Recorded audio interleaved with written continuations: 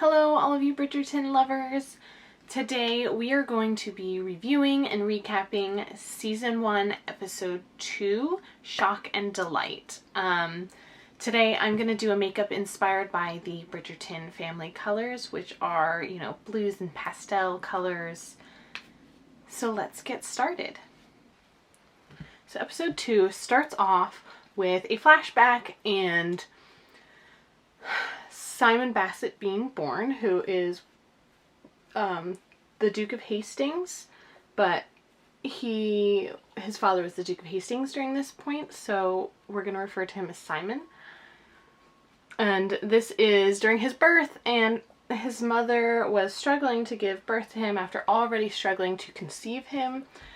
His father has been anxiously waiting to have an heir to the Hastings family. And after she's finally able to give birth, they find out it is a boy, and the Duke is extremely thrilled and goes and shows him off to everyone. And this is where Lady Danbury is here to see her friend, the Duchess, and she comes in, and sadly at the end of this, the Duchess passes away because she lost a lot of blood during the birth. In this next scene, we have the Queen, who's impatiently waiting her copy of Lady Whistledown to arrive because she wants to hear all the juicy gossip. And we have in this scene, when we get the Lady Whistledown, when she receives it, it talks all about how Simon and Daphne danced the whole night away. And then that morning after the ball, they meet to promenade. So then right after this is where we switch over to the Featheringtons' house, where we see Penelope is curious about how Marina came to be in her condition without being married. The girls have obviously not had any sex education, so they have no idea how this happens, and they want to know because they've been told you have to be married in order to be with child. So they are all now extremely curious as to how Marina came to be with child when she's not married. So after this, Penelope and Eloise are out on a walk, and Penelope brings up that she knows someone who is with child who isn't married. She says it's a maid, though, because she doesn't want Eloise to know who it is. And Eloise is upset because she's already upset. She is very upset that women can't do all of the things that men are allowed to do, like attend university, and now she learns that marriage isn't even a requirement to getting pregnant. So in the next scene, we are back at the Bridgerton house, where Daphne is playing the pianoforte, and Eloise comes, in the room really quickly, and she's curious, how does a woman become pregnant without being married? Apparently it's not a requirement, even though that's what we've been told. And her mother shushes her and tells her to sit down, so she goes to sit with her brothers, and her mom gets angry and tells them not to tell her anything, and they make some nice innuendo jokes that she doesn't understand because she doesn't understand anything. Right after that, a bunch of suitors show up to see Daphne, which she's all excited about, but then her brother arrives with Lord Berbrook, and Lord Berbrook is obviously upset because he's been betrothed to Daphne by Lord Bridgerton. So Lord Bridgerton sends Lord Berbrook and everyone away. So then everyone gets into an argument about Anthony, Lord Bridgerton, betrothing Daphne to Lord Berbrook because nobody agrees with that. He's a good match, even though Anthony says he is. Nobody thinks he is, including Violet Bridgerton. So then after this, we are at the scene where Simon is boxing with a friend, and Anthony comes in and tells him that, you know, he is not to be courting Daphne, and that Nigel is courting, or is betrothed to her, and to leave her alone. And Simon says that Lord Berbrook is not good enough for Daphne. So we are now in a flashback with Simon and his father. This is Simon at the age of 4. He is there with his teacher, and his father wants to know why he can't speak, and she says he does really well with his writing. He's better than most children his age with that. And his father basically calls him an idiot because he has a stutter and can't speak clearly, which is, you know, a bit sad that his father feels the need to act that way. And then he says that Simon is basically dead to him and he doesn't want to see him again. So in this next scene, we're at the Featherington house. Marina's looking at old love letters, and Penelope comes in wanting to know how she came to be in her condition, because from what she's understood, you have to be married, and Marina's not married. So she's just going right to the source to get this information. And Marina tells her all about this man she met at her church's sermons, because they were super long, and he would sneak her in food, and then he started sending her notes in the basket of food, and then she would respond to them. And she tells her that her condition is caused by love. Her condition is caused by love, which is basically true, but not quite what Penelope is looking for here. And then she tells her that the man who impregnated her is off fighting in Spain.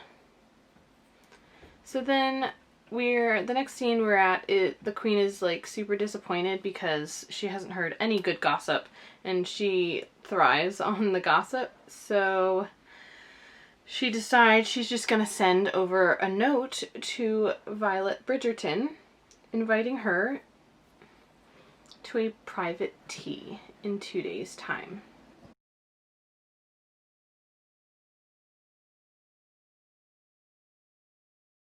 This next scene, it's a flashback.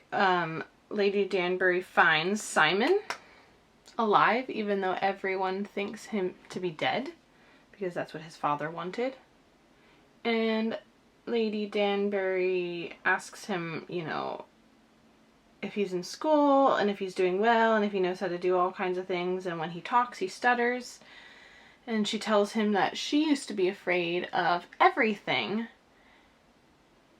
So instead of being afraid of everything, she made herself the most frightening thing in any room. And that she is going to help him overcome this stammer so that he doesn't have to worry about being scared and have this stammer. And then his dad will hopefully, you know, care about him again. So in the next scene, they are at the next ball, and Daphne tells Simon that they have to attend 8 balls and the picnic together to keep up the ruse and make sure Lord Berbrook thinks that Simon is about to propose so that he leaves her alone. And it's during this scene that I actually think they really start to like each other. And they're like laughing and smiling and dancing and having so much fun together. And I really think this is where they start really liking each other. So after their dance, Anthony and Simon are talking, and Lord Berbrook comes over and says, you know, I would like to, you know, restate my intentions. I really intend on marrying Daphne. She's the prize he has long coveted, which is really gross because of how much older he is than her. So after Nigel tells them that he intends on marrying Daphne, this is where Simon is like, I can't hold my mouth shut any longer. I'm telling Anthony, even if Daphne doesn't want me to. So he tells Anthony about how Nigel attacked Daphne and that Daphne punched him. That's how he got that. And Anthony tells Nigel never to speak to Daphne again, and that he should be grateful that he only got punched by one Bridgerton. He's not being punched by another one. So this is where Daphne comes over to see what has happened, and Anthony tells her not to worry about Lord Berbrooke anymore. This is also the scene where Daphne is like, just because I'm a woman, says to Simon, just because I'm a woman doesn't mean I can't handle a situation myself. You didn't need to do that. Now Nigel is going to really freak out. And then after this, it goes to Simon walking home after dropping off Lady Danbury from the ball. And he runs into Nigel, or what we can only guess, Nigel follows him. And they're arguing, and Nigel says he still wants to marry Daphne, and that Simon doesn't need her, Nigel needs her. And he sounds like a really whiny child when he says this, which really annoys me. I don't like the TV show character of Nigel Berbrooke. I haven't read the books, but I've heard that in the books he's a bit of a different character. Actually, they all are a bit of different characters in the books. So this is when Simon says that the choice is up to Daphne, and Nigel says, when I go to buy a horse, do I ask the horse's opinion? Which I think is quite rude, because Daphne is not a horse. Women are not animals. And then he asks Simon why he hasn't proposed, and he asks Simon, have you had her already? Please tell me, because I need to know if she's used. And Simon is having none of it, and he's like, don't you ever question her again. Simon tells Nigel he doesn't deserve to breathe the air that Daphne breathes, and then Nigel brings up Simon's dad and his mother, which is when Simon freaks out and beats Nigel. Like, really beats him. And he deserves it. So in this next scene, we are in a flashback again. Lady Danbury is bringing Simon to see his father, and like, you know, much to the surprise of your staff, your son is alive and well. And so Simon starts telling him how well he's doing in school, and his father starts to scare him again, and he starts stammering, and his father basically, you know, tells them to leave. He never wants to see him again, and he's going to do the exact same thing he did with Simon's mother, which is forget that he ever existed. And then we flash forward to Simon back at the Hastings house, and he's looking at letters he wrote his father when he was that age, and they are letters that his father never opened, sadly, and never read, which just shows how terrible of a person his father was. This next scene, we are at the grand picnic, and this is where Eloise and Penelope are promenading, discussing how the maid came of child without being married, and she's, you know, Eloise is trying to figure it out and wants to know what the maid said to Penelope, and Penelope tells her, oh, she just said that it was love, which confuses them even more. So Simon arrives late. Daphne and he are promenading, and Daphne tells him to button her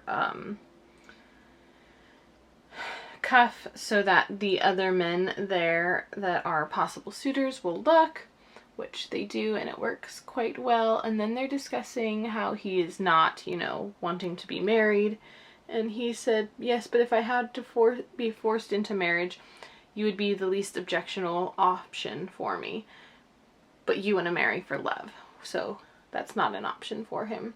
Which I think is basically him, you know, telling her he does care about her, he actually likes her, but he still doesn't want to marry. And she just wants to marry for love and to have children because she saw her parents have that, and that's what she wants. But right as this is happening, this is when Nigel shows up looking really battered, and he tells the Bridgertons that he's obtained a special license so that he and Daphne will be married, and he says that basically he's not threatening them, but he is, that he will let Lady Whistledown know that he and Daphne were alone on the dark walk at the other ball, that it will ruin Daphne as well as her family, and so that they're to be married in 3 days' time. So at the end of this picnic on the way home, Daphne doesn't see any other way but to protect her family, so she agrees and is absolutely devastated by this. Eloise is actually quite shocked by this. Eloise doesn't like the idea of marriage to begin with, let alone Daphne having to be forced to marry someone she doesn't like to save herself and the family. So later that evening we see Eloise smoking.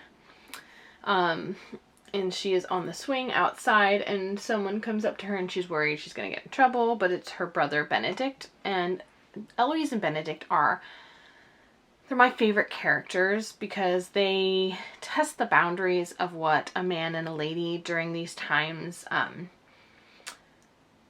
like how they're supposed to act during these times, and that makes them my favorite characters in this series. But Eloise basically says she doesn't want the life she sees Daphne getting stuck in, and Benedict also says that he doesn't want to live a normal life. So I like those characters that don't want to conform to the norm, so these two are my favorites.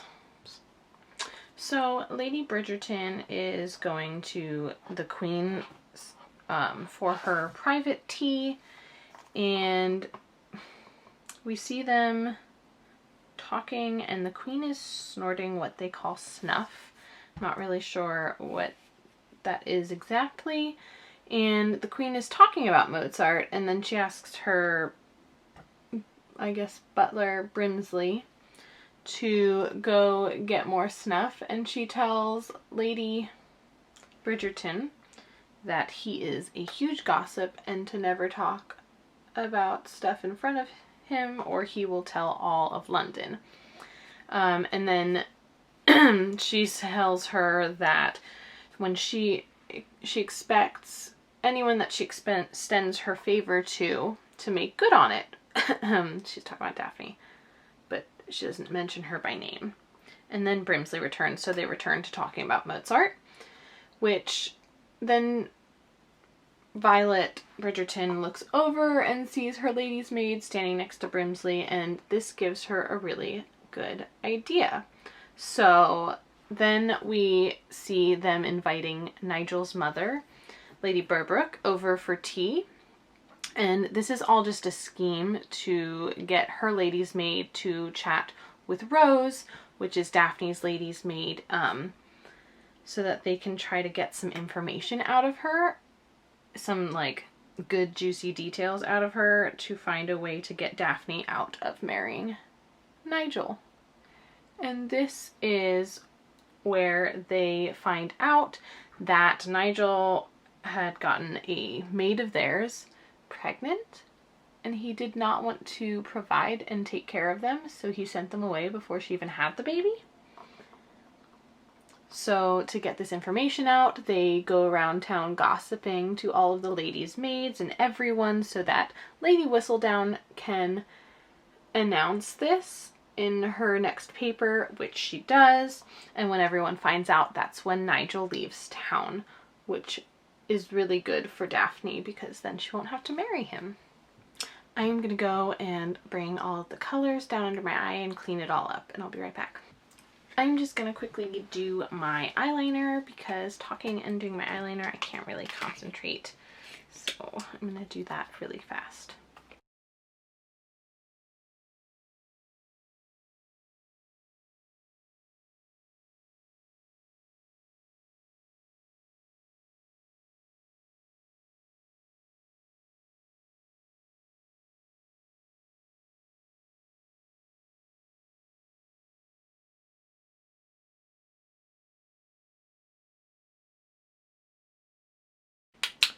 So at this next ball, Simon and Daphne, they start out dancing, and like in this scene you can just like feel the sexual tension between them.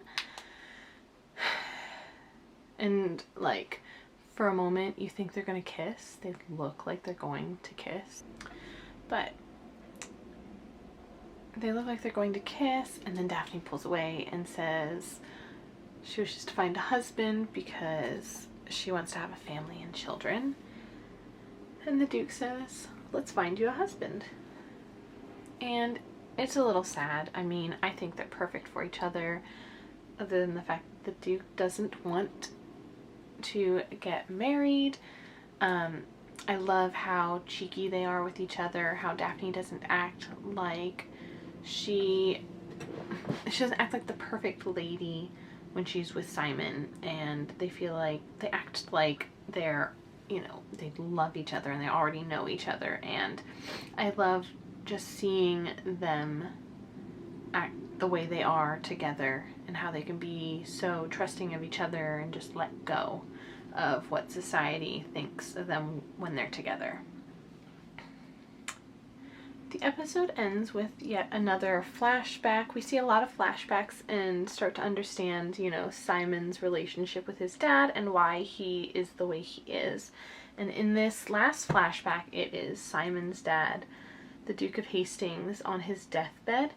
And, you know, the Duke is trying to be like, oh, my son, please make sure you continue the Hastings line. And Simon says, I vow to you that I will never get married, and I will never bear children and give an heir. The Hastings line will die with me.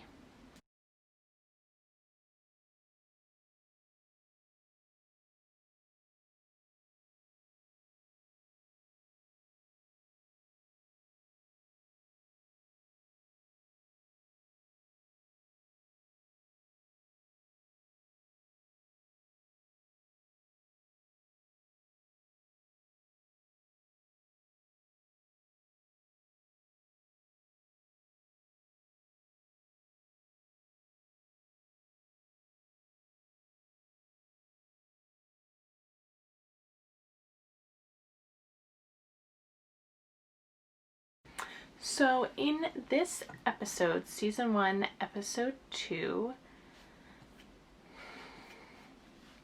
the shock and delight, I really enjoyed watching all of the characters grow into themselves here, especially Eloise.